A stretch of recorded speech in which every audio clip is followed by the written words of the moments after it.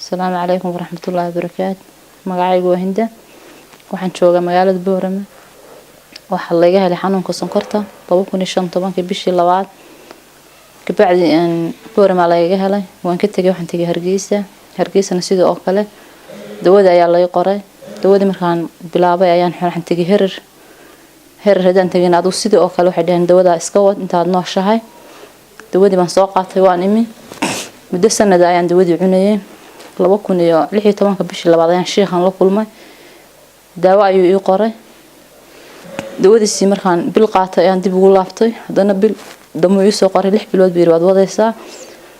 6 bilood markaan 4 bilood adigu markaan waday dawadii xanuunkii waa laga waayay negative baa la yiri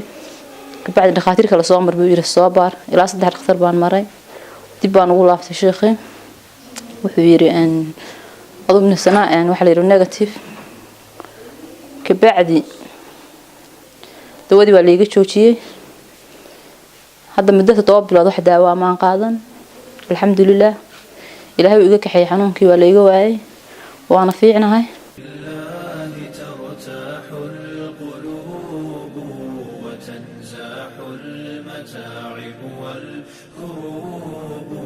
وتنزل رحمة الغفار غيثا به تمحى المعاصي والذنوب وتنفتح